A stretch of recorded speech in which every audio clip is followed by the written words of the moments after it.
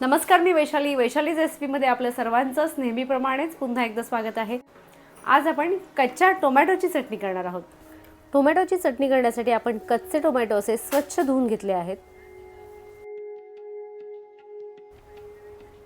कढीपत्ता, हिरव्या मिरच्यांचं प्रमाण तुम्ही आवडीनुसार कमी जास्त देखील करू शकता।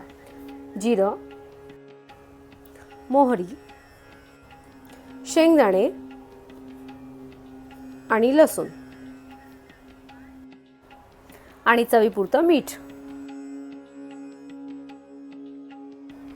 तवा गरम करून घ्यायचा आणि त्यामध्ये असं थोडंसं तेल घालून घ्यायचं।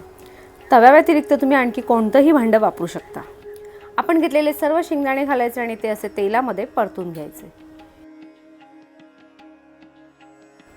आणि शेंगदाणे परतत असतानाच त्यामध्ये लसूण घालायची आणि लसूण देखील तेलामध्ये अशी परतून घ्यायची। जिरं घालायचं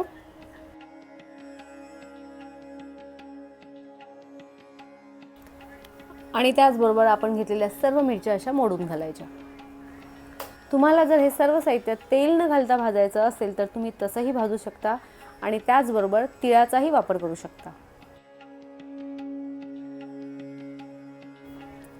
सर्व साहित्य भाजून झाल्यावर गॅस बंद करायचा आणि ते वाटीमध्ये किंवा एखाद्या डिशमध्ये काढून थंड करून घ्यायचं।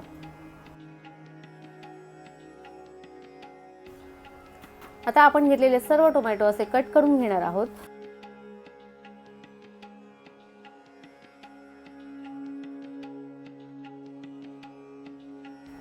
पुन्हा तव्यामध्ये थोडंसं तेल घालायचं। त्याचबरोबर आपण घेतलेले सर्व टोमॅटो, तुम्हाला जर टोमॅटोच्या स्लाइस करून जर त्या भाजायच्या असतील तर तुम्ही तसं देखील करू शकता। आता झाकण देऊन थोडा वेळ टोमॅटो असे वाफवून घ्यायचे। थोड्या वेळाने झाकण काढून टोमॅटो असे पलटून घ्यायचे आणि टोमॅटो आपल्याला जितके वाफवून घ्यायचे आहेत तितके वाफवून घ्यायचे।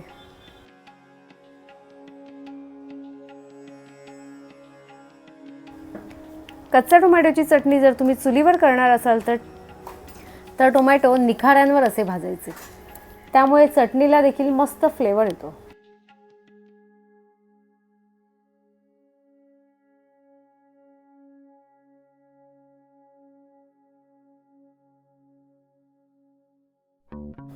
सर्व टोमॅटो भाजून झाल्यावर त्याच्या अशा फोडी करून घ्यायच्या। अर्धे कच्चे आणि अर्धे शिजलेले टोमॅटोची चटणी मला पुष्कळ आवडते।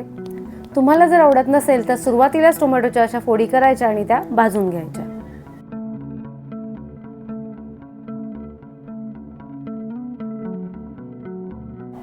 भाजलेले सर्व टोमॅटो थंड करून घ्यायचे। मिक्सरचं भांडं घ्यायचं। टोमॅटो सकट आपण भाजून घेतलेलं सर्व साहित्य मिक्सरमध्ये घालून ते बारीक करून घ्यायचं। बारीक केलेलं सर्व साहित्य एका भांड्यामध्ये असं काढून घ्यायचं आणि त्यामध्ये चवीपुरतं मीठ घालायचं। मीठ तुम्ही साहित्य बारीक करताना जरी घातलं तरी चालेल। आपण घातलेलं मीठ अगदी व्यवस्थित मिक्स करून घ्यायचं आणि त्याचबरोबर एक साईडला असं भांडं गरम करून त्यामध्ये तडक्यासाठी तेल घालायचं।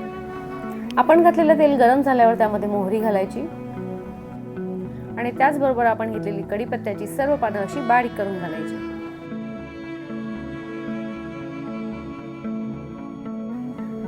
पानं घातल्यावर गॅस बंद करायचा आणि आपला तडका असा चटणीवर घालून घ्यायचा आणि मिक्स देखील करायचा। तुम्हाला जर या चटणीमध्ये साखर घालायची असेल तर चिमूटभर साखरही घालू शकता किंवा साखरेऐवजी गुळाचा वापर देखील करू शकता। आता सर्वात शेवटी अशी बारीक चिरलेली कोथिंबीर घालायची आणि ती देखील अशी व्यवस्थित मिक्स करून घ्यायची। रोज त्याच भाज्या खाऊन जर कंटाळा येत असेल तर कधीतरी अशी कच्च्या टोमॅटोची चटणी करायची। तुम्हाला जर आपली आजची रेसिपी आवडली असेल तर आपल्या रेसिपीला लाईक करा, जास्तीत जास्त शेअर करा।